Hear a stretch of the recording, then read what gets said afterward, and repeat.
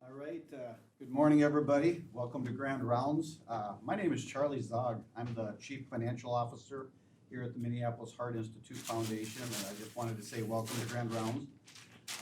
Just a couple things to mention. This will be our last Grand Rounds until after the holiday, so we'll resume on January 11th. Wanted to also say thanks to Sean and AstraZeneca for being here today as our exhibitors. And with that, I'm going to go ahead and ask Dr. Kevin Harris to introduce our speaker today. Well, good morning. It's my pleasure to introduce Jonathan Urbach, one of our second-year general cardiology fellows this morning. Jonathan is a native of Cape Cod and is a lobster roll aficionado. That's cold lobster roll.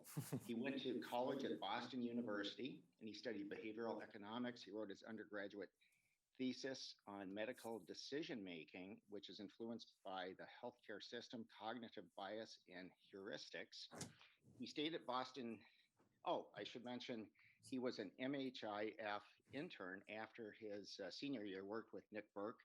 He stayed at BU for medical school and then started his training at Beth Israel in Boston before transferring to Abbott to complete his residency. He hopes to stay in the Twin Cities area and do general cardiology with emphasis on imaging when he finishes. He and his wife, Caitlin, have a 4-year-old daughter and a 2-year-old son, and they enjoy tag and scooter rides and going for walks around the lakes. He acknowledges he does not play the guitar well or cook well, but he enjoys good music and good food. So he's chosen a very interesting topic for Grand Rounds. Welcome, Jonathan. Thank you. Thank you, Dr. Harris, for the kind introduction, and thank you everyone for joining in person and online today for Grand Rounds. I am going to be talking today about the use of ECMO in the management of amniotic fluid embolism. I don't have any disclosures. And let's start with a case. This is a 29-year-old healthy female who is coming in at 39 weeks for an elective induction of labor. She was induced with misoprostol and went into active labor. At 7:48, she started feeling pre-syncopal, and fetal bradycardia was noted on the monitor. She was brought quickly to the OR for an emergency C-section. During the C-section, she had hemodynamic collapse and ultimately a PEA arrest. She wasn't significantly bleeding at the time, but the op report does describe her tissues as being dusky. And a code blue was called at 8:12 a.m. She had Lucas-supported ACLS and a series of stacked shocks at 8:29 for sustained VT. She remained in refractory arrest. The C-section was able to be completed, but at completion of the C-section, it was noted that she was seeping through her dressing and at all of her line sites. And so the massive transfusion protocol was enacted. Her point-of-care ultrasound showed a massively dilated right ventricle with severe RV dysfunction. The left ventricle was relatively preserved. At this point in the setting of refractory arrest, the ECMO team was activated. The working diagnosis at the time was that of amniotic fluid embolism. The ECMO team arrived to the OB/OR and cannulated her peripherally for VA ECMO, and she was on flow at 9 a.m., roughly 45 minutes after the start of the code. She continued to have significant uterine bleeding, but this was improving with blood product resuscitation. And once she was stabilized on flow, she was taken to the cath lab where her ECMO cannula positions were confirmed, and she had a swan and an arterial line placed. So at this point, I'm going to pause the case and go through some of the topics we're going to cover today. We're going to look at some of the indications and contraindications for the use of ECMO, talk about some of the complications we're confronted with ECMO, both hemorrhagic and thrombotic, and then discuss various methods for anticoagulation in ECMO and how to monitor it, and spend some time talking about viscoelastic tests and how they apply. And then we will talk about amniotic fluid embolism, what it is and how it's managed, and whether or not ECMO has a role in its management. So going first to ECMO. This is from the ELSO Guidelines. ECMO is indicated for anything that leads to a inadequate perfusion with hypotension and low cardiac output that persist despite giving volume and using the standard vasoactive meds or balloon pump if appropriate. And it should be a bridge to recovery or transplant or more durable mechanical circulatory support. There are several contraindications that are listed, some absolute. So if they have other organ dysfunction or they have another unrecoverable condition, then ECMO is not appropriate. Or if they had prolonged CPR with evidence of poor tissue perfusion, then again, they're deemed to be unrecoverable and ECMO would not be appropriate. Some relative contraindications are listed in the ELSO guidelines as well. So people who are obese or have advanced age, or if they're thought to be unable to receive anticoagulation, those are all thought to be relative contraindications. That last piece, the unable to receive anticoagulation, is something we're going to come back to and discuss in more detail. So looking at some of the statistics for ECMO, this is again from ELSO data from 2016. Survival is measured as a time or survival at time of discharge, and this combines both VA and VV ECMO statistics. And for respiratory illnesses, or the reason that they go on ECMO as being a respiratory cause, survival to hospital discharge is around 57%. That's predominantly VV ECMO. For primary cardiac problems, that survival rate is around 42%, so predominantly VA ECMO. Complications are relatively common with ECMO. Generally, they are categorized as being either bleeding or thrombotic complications. And again, from the ELSO data from 2016, bleeding from surgical sites or cannula insertion sites occurs somewhere between 10 and 30% of the time. Brain bleeds occurs somewhere between 2 and 6%. And then on the other side, with thrombotic complications, thrombosis of the oxygenator is between 7 and 13%, and then ischemic strokes occur in 2 to 4% of patients. And why is that? The ECMO circuit is a series of foreign surfaces that can activate the coagulation cascade. The oxygenator and pump can consume various plasma proteins and platelets and increase the thrombogenicity. And then low flow zones and connectors alter the flow hemodynamics and can also predispose patients to clotting. And then on the other side of things, the patient themselves and the drugs we're using, liver dysfunction, cytokines, all of these can make the patients more prone to bleeding or clotting. And so the use of anticoagulation in ECMO is really designed to balance those risks. We want to counterbalance the thrombogenicity of the ECMO circuit. Some of that's helped by improvements in material science that have decreased the coagulation in general. But we want to balance that risk with the risk of bleeding on the other side. What remains unclear is what the optimal balance is, what the best way to prevent thrombosis while limit bleeding risk for the patient. And the guidelines reflect that. There isn't a clear consensus on how to anticoagulate patients on ECMO. So again, in the balance, we have the risk of thrombosis, either in the patient or what's shown here on panel A, thrombosis of the oxygenator, and the risk of bleeding, shown on panel B. That's an intraventricular hemorrhage in a patient who was treated with ECMO.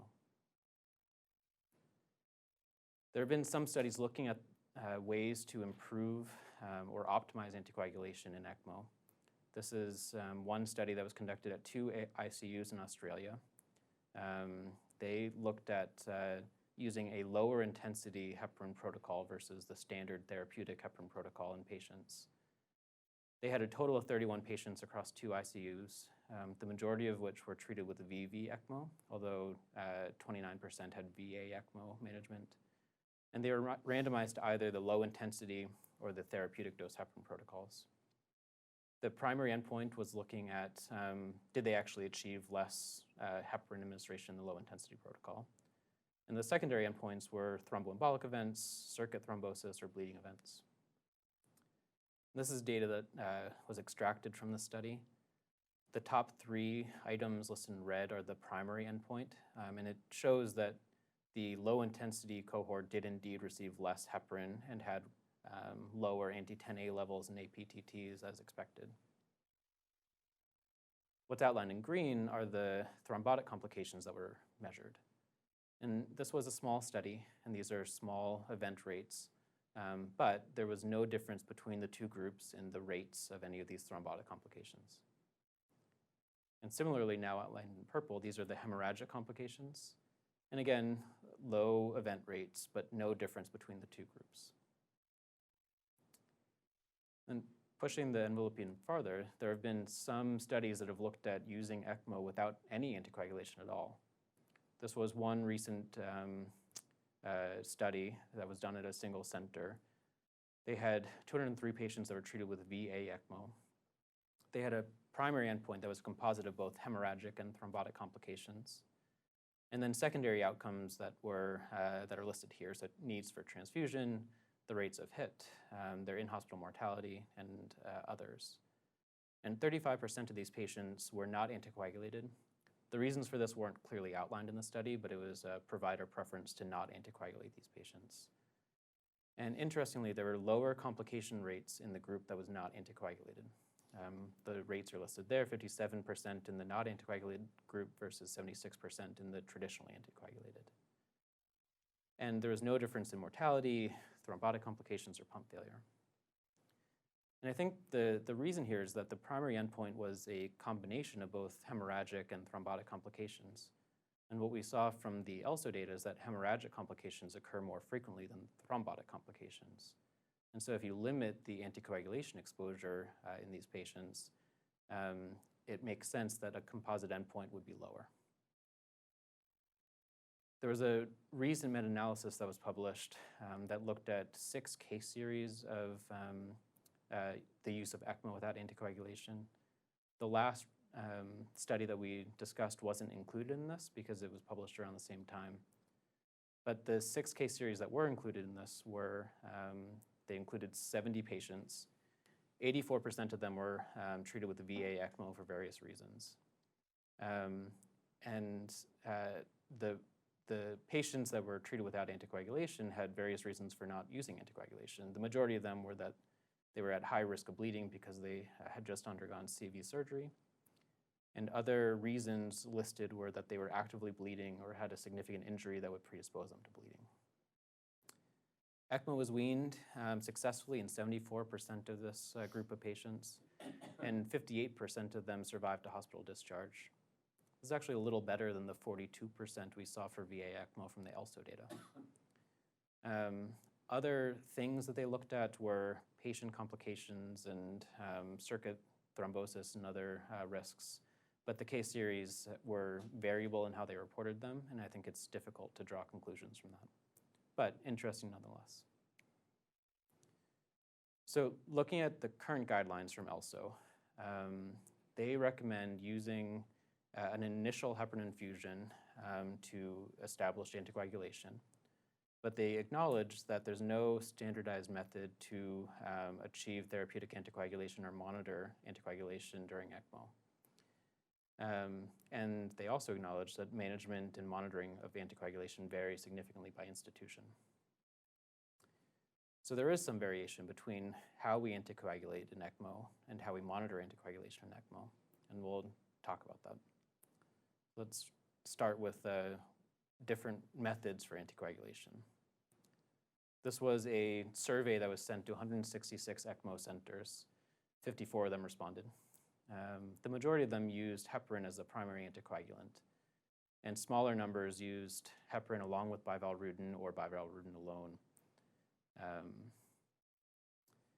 The ways that we can anticoagulate are listed here. Generally, most institutions are using unfractionated heparin, and I think that is within the guidelines that at least recommend using that to start. It makes sense to just continue that as the anticoagulant. Its pros are that it's well known and it's easy to reverse and it's easy to monitor, but it does induce HIT, or it can. And because of that induction of HIT, some institutions have moved towards using these direct thrombin inhibitors, including bivalirudin, which have their own pros and cons.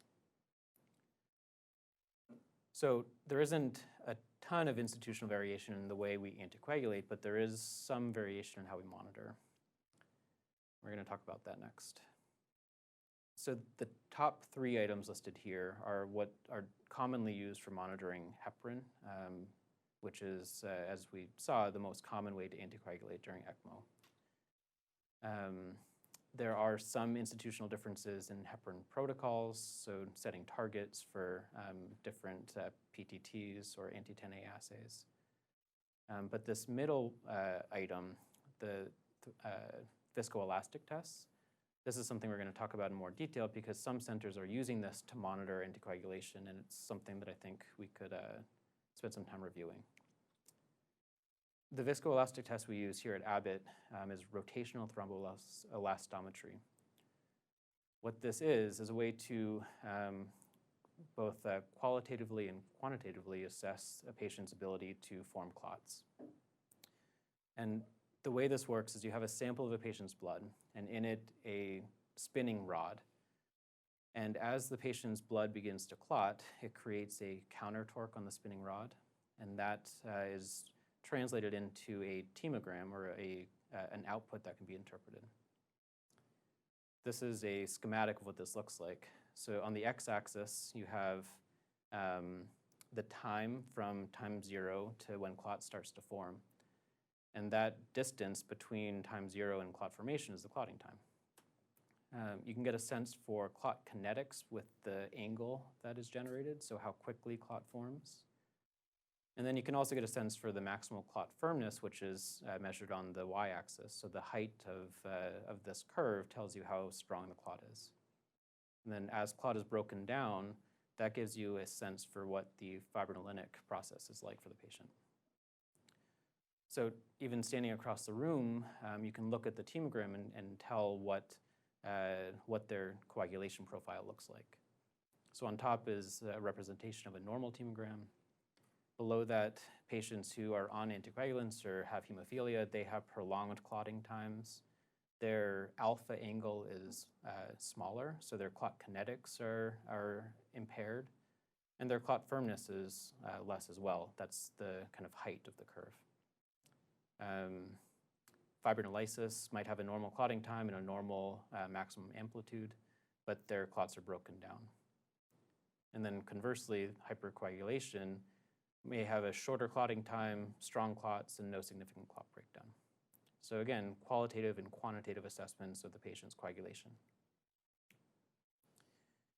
You can use various assays to look at the intrinsic versus extrinsic pathways of the coagulation cascade.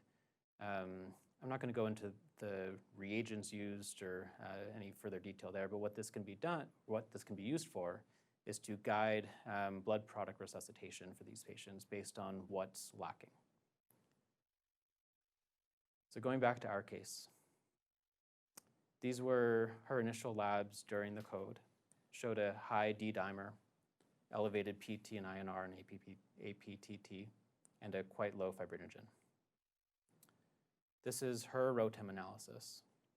It shows a prolonged clotting time, a very shallow alpha angle, so her kinetics of clotting were impaired, and her maximum clot firmness, so the amplitude of the curve, is depressed. And her FibTem analysis, so looking at fibrinogen deficiencies, showed that she was quite fibrinogen deficient. So as part of the massive transfusion protocol, she was given 8 units of packed red blood cells and 5 units each of platelets, FFP, and cryoprecipitate.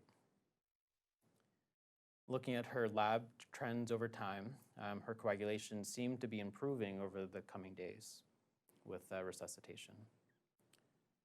She had a repeat ROTEM analysis that was conducted here, roughly 6 hours after her initial. And it showed dramatic improvement in her clotting time, her clot kinetics, as well as her clot firmness. And she was no longer fibrinogen deficient at all. So at this point, I'm going to shift gears and talk about what exactly happened in this case. We had a patient who deteriorated quickly before our eyes, and the working diagnosis was that of amniotic fluid embolism. This is a bit outside of the typical cardiology purview and grand rounds topics, but I hope to make the case that we can play an important role in the diagnosis and management of amniotic fluid embolism, or AFE.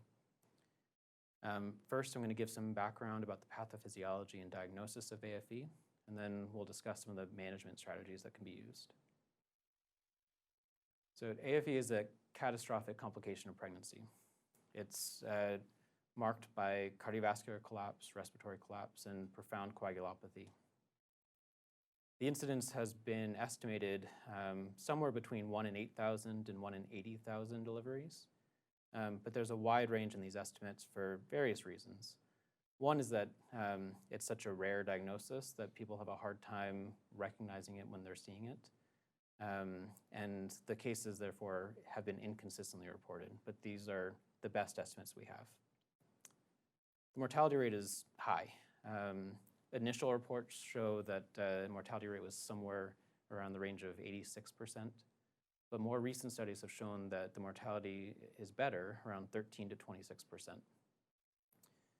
Unfortunately, even though the mortality rate seems to have improved over time, the neurologically intact survival remains quite low. 15% of women who survive have good neurologic outcomes.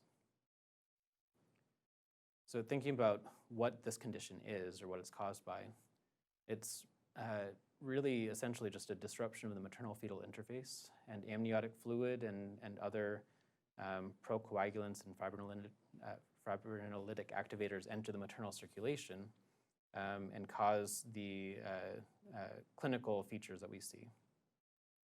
From a hematologic side of things, these prothrombotic substances and other proteins that enter the maternal circulation ultimately lead to a clinical condition of DIC, so massive hemorrhage and clotting of the small vessels.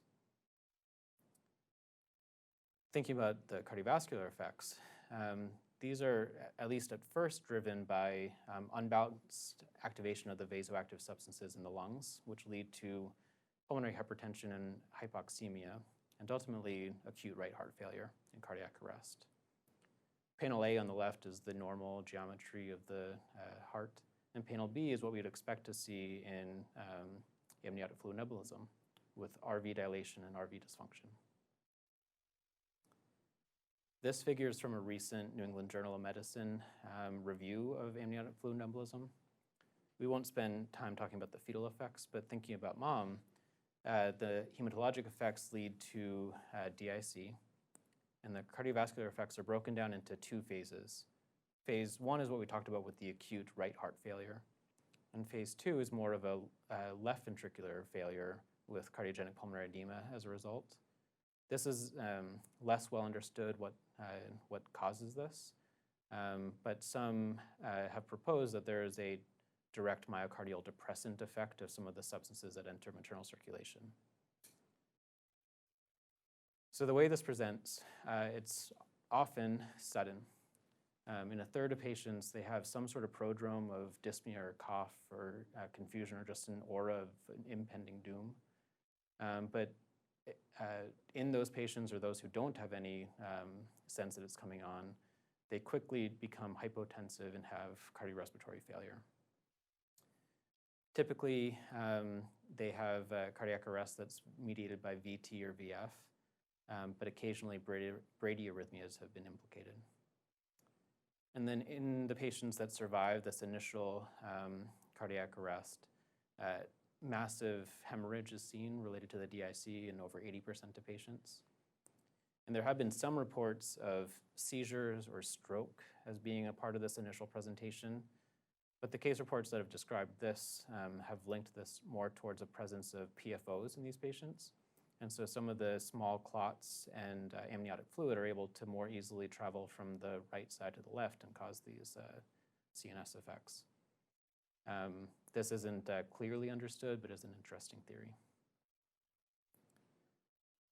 So as I alluded to earlier, the diagnosis of AFE has been somewhat of a moving target. Recently, the Society for Maternal Fetal Medicine, in coordination with the AFE Foundation, has come up with the following diagnostic criteria to solidify how we diagnose this for research as well as clinical purposes. What they use is a combination of cardiac arrest with hypotension with targets that are defined, along with some evidence of respiratory compromise. They necessitate a need for DIC being present by labs, and they modify the diagnosis of DIC to account for some of the normal hematologic changes in pregnancy. The clinical presentation has to start during labor or shortly thereafter. And then there needs to be an absence of fever, which would point you towards other causes of the clinical presentation. So thinking about some of the risk factors that might predispose patients to developing this condition, there have been several large population-based studies that have looked at some of these risk factors, and several have been identified, but there's significant variation between the studies. So the most commonly cited risk factors are listed here. C-section or instrumented vaginal delivery does seem to increase the rates of amniotic fluid embolism, which makes sense if what we're saying is the pathophysiology is a breakdown of the maternal-fetal interface. Anything that is mechanically separating that might increase the risk. And similarly, placental abnormalities or preeclampsia or eclampsia creates additional stressors on the fetal interface and can have increased risk of AFE. But no clear clinical or demographic risk factors have been consistently identified between these studies. So we still have a bit more to try to sort out. Looking at the Society for Maternal Fetal Medicine guidelines, the way to manage AFE is really supportive in nature. So high quality CPR, using a multidisciplinary team, and then using the standard management for cardiac arrest without modification for pregnancy is essentially all that's recommended, in addition to emergency section. This is a figure taken from the same guidelines paper where, just working through this, they say that if you have a suspected AFE, you need to immediately start high-quality CPR and get the team on board. And I noticed that this team involves neonatology, MFM, OB, and ICU doctors, but cardiology is not included in this recommended list. But the rest of the management does, I think, are things that cardiology could help with. The phase 1 of AFE with the right ventricular failure, they discuss how excessive fluid resuscitation or the use of inotropes or pressors is helpful for the management, and I think cardiology could be helpful there. And the same with the second phase, the LV failure. Cardiology could certainly be helpful with the management here. So the summary of the management of AFE is that it's a multidisciplinary team-based approach that involves high-quality CPR. You have to reverse the coagulopathy and control hemorrhage. And while you're doing all of this, work to exclude alternative diagnoses. Many of these could present in similar ways, but the management might very well be different. And so thinking about why the rates of survival in AFE seem to have improved over time, it's possible that we've just gotten better at diagnosing it or more accurate in diagnosing the condition. But I think it's also feasible that we've just gotten better at supportive care, which is the mainstay of management of AFE. And as part of supportive care, the question can be raised, I think, whether ECMO should be something that's routinely used in patients like this. The current guidelines from the Society for Maternal Fetal Medicine does mention ECMO, and I pulled a quote here from them. It says, "The use of VA ECMO has been described in cases of AFE that are refractory to conventional resuscitative maneuvers. However, because anticoagulation is used during ECMO, it may worsen the bleeding in profoundly coagulopathic patients. And because of these concerns, and because of a lack of adequate evidence, ECMO is controversial and not routinely recommended for the management of AFE." There have been a lot of cases over the years that have described the successful use of ECMO in the management of AFE. And I'm going to talk about a few of them here, just to see if we can find some common threads or draw some conclusions from them. So the first is a 45-year-old who is coming in for an elective C-section. After delivery and 1 minute after clamping the cord, she had acute decompensation with shortness of breath and hypotension. And she was intubated at that time and had immediate CPR. As part of her resuscitation, she had a TEE, which showed a dilated akinetic RV. and a relatively underfilled and hyperdynamic left ventricle. She was put on central cardiopulmonary bypass, and with that, she was given 30,000 units of heparin to start, and her coagulopathy was corrected with blood products.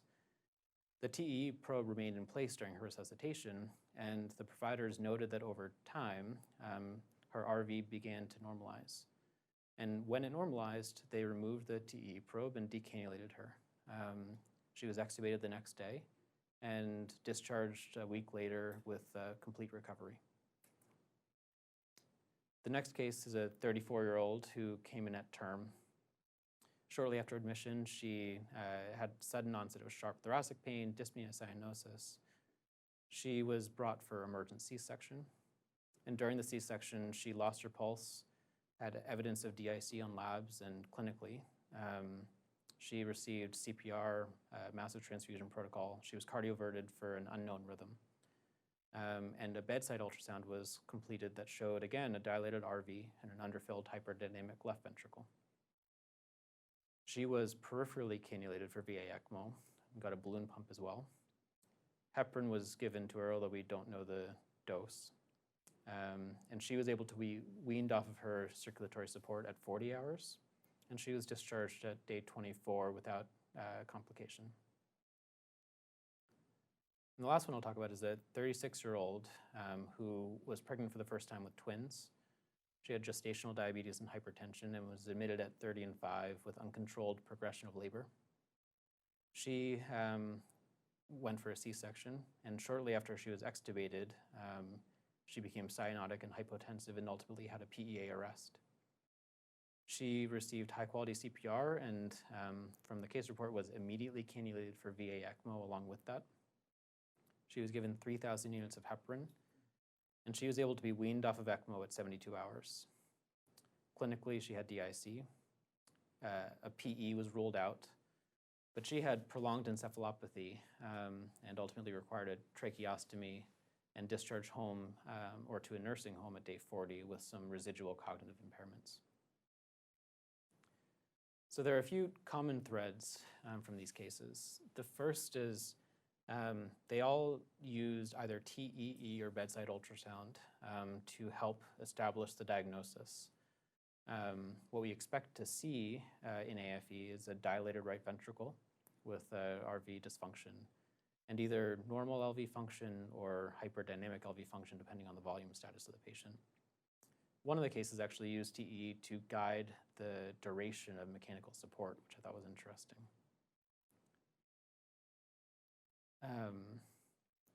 One of the other common threads is that all the cases that we presented used ECMO in the management of AFE, which seems to make sense, right? The cardiovascular collapse is one of the hallmarks of AFE, and the only thing we can do to care for these patients is supportive care.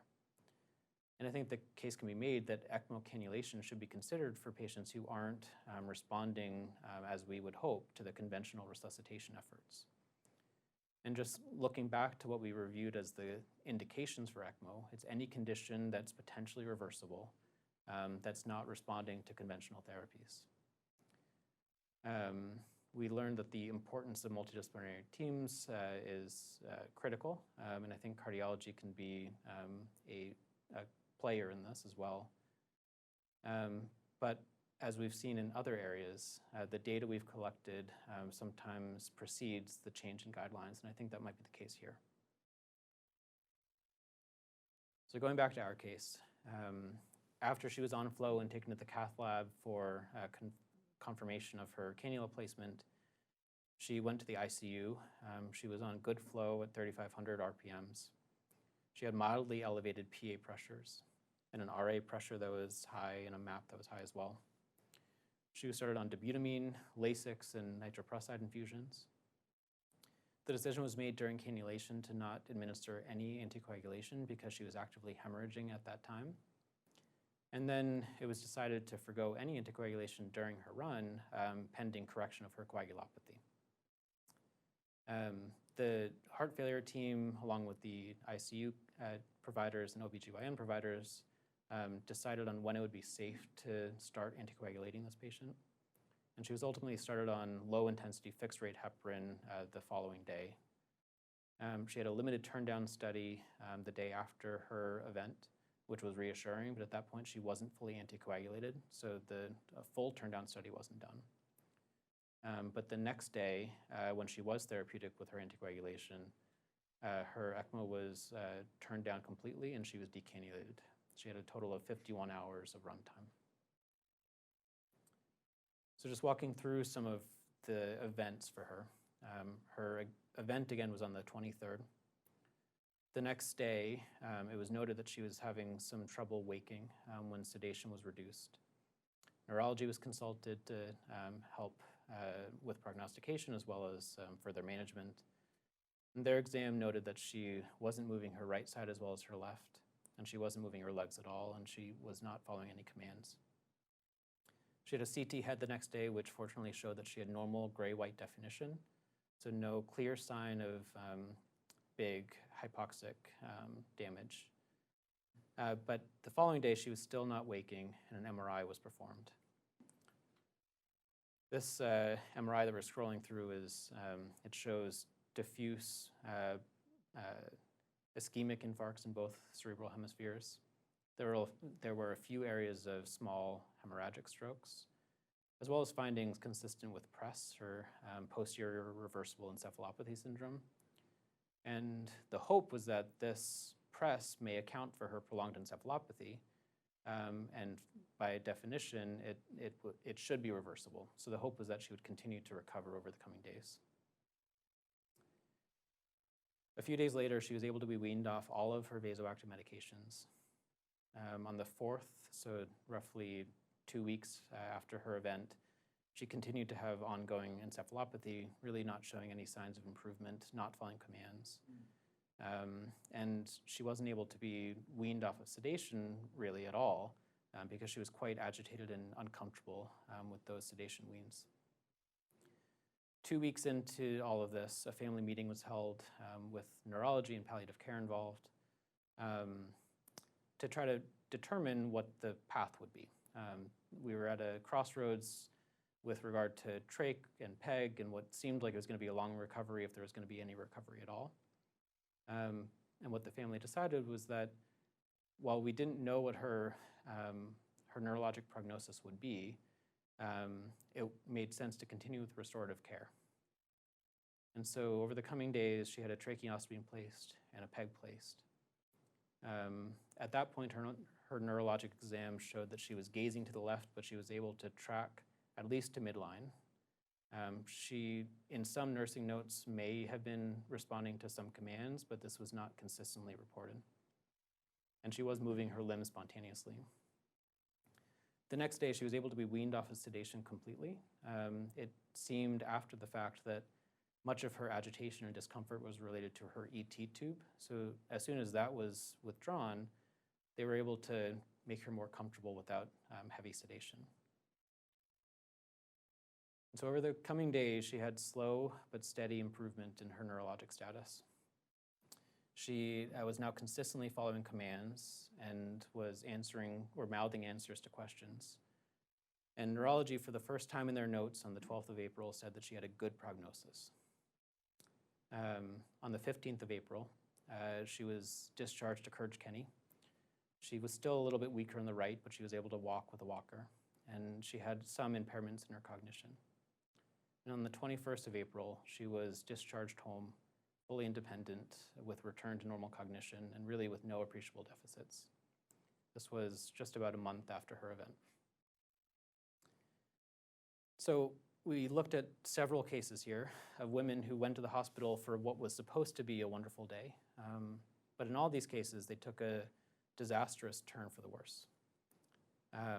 Our case certainly had its ups and downs, but fortunately ended with a patient who was able to survive her initial AFE and ultimately return home without any significant deficit. And this case is especially meaningful for me because the patient we were discussing is my sister-in-law. This is my wife, Caitlin's baby sister, Annie. So we're thrilled, obviously, that she survived, and I wanted to take the opportunity to thank everyone here in the room and who's listening online who helped care for her. Our family is so grateful that she was able to return home with an intact mind and family. So thank you, everyone. This is Annie and her husband Tony on the day that she came home from Courage Kenny. And this is her with her baby Henry, who also came out of this unscathed. And this is all of them together. This is just a few months ago. So out of all this, we started a project that is looking at the ELSO data for all patients in the last 5 years who have been managed with ECMO for a diagnosis of AFE. We think that there are around 15 or 20 patients who were managed with ECMO. And we're going to look at their clinical data and short-term outcomes and work with ICU providers and OBGYN providers to try to see what conclusions we can draw and hopefully make some changes to the way we manage this going forward. So with that, I'm going to stop and take any questions you guys might have. Thank you again. That was a nice story for an inspiring talk, and obviously you're quite interested in this. What can you tell us about the mechanism of the pulmonary hypertension in this particular setting as opposed to traditional pulmonary embolism, and are there other ways to affect the pulmonary blood flow, maybe pharmacologically, or what do we know about what amniotic fluid does in this thing? It's a good question. It's not totally understood. Some of the, it doesn't seem to be like PE, with obstruction being the primary pathophysiology. So what's been described most consistently is that it's just vasoconstriction in the pulmonary vasculature, and maybe some contribution from blood clots with the pulmonary vasculature as well. But the overarching clinical scenario seems to be more like anaphylaxis. So that seems to be more the shock physiology. But the RV failure comes from the pulmonary vasoconstriction. And so it makes sense that in some of the initial management, I guess particularly in the phase 1 of this with the RV failure, that maybe pulmonary vasodilators may be helpful.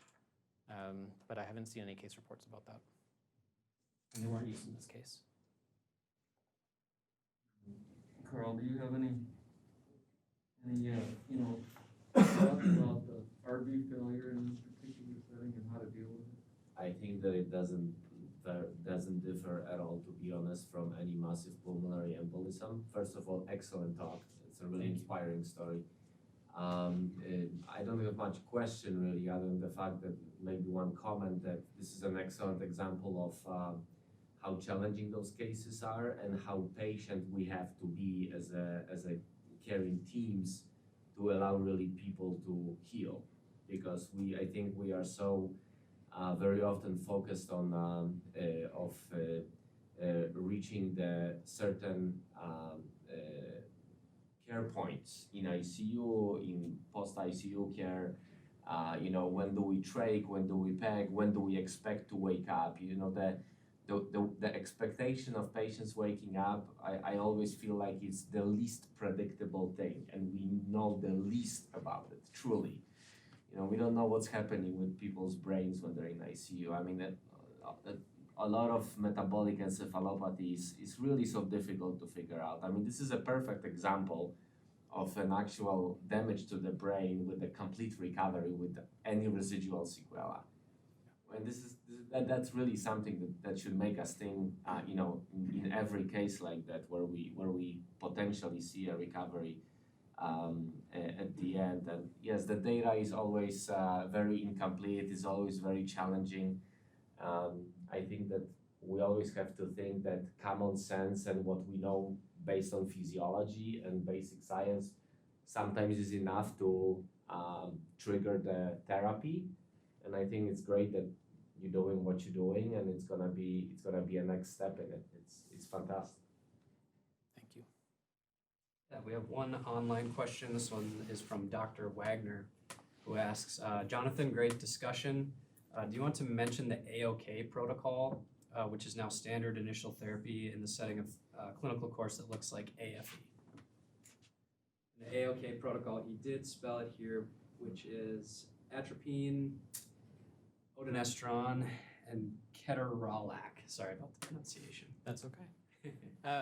So I didn't come across that. I was pulling from the Maternal Fetal Medicine Guidelines, and they do mention some of these other therapies that are used in various institutions, but these are not yet universally adopted. And the same can be said for ECMO, which is not universally adopted, although I think the case can be made potentially more convincingly for that if this is supportive care, we really need to be doing everything we can to get these patients over the bridge to recovery. Excellent, thank you for that. That was the only online question, so. If there's none else, I would just like to say thanks to everyone for making this a successful 2020 cardiovascular grand round session. Thank you so much to Dr. Urbach for presenting today. That was an excellent discussion. Sincere thank you goes out to all the faculty involved with planning and presenting. I would also like to take a moment just to thank you and to recognize our sponsors and exhibitors. I did put a survey in the chat for our fall 2020 session, so please take a second to fill that out. And as a reminder, this was the last session of 2020, and we will start back up on January 11th. So is there anything else that you'd like to say? Thank you again. All right, thank you. How long did it take to get her on ECMO? So she was on flow 45 minutes.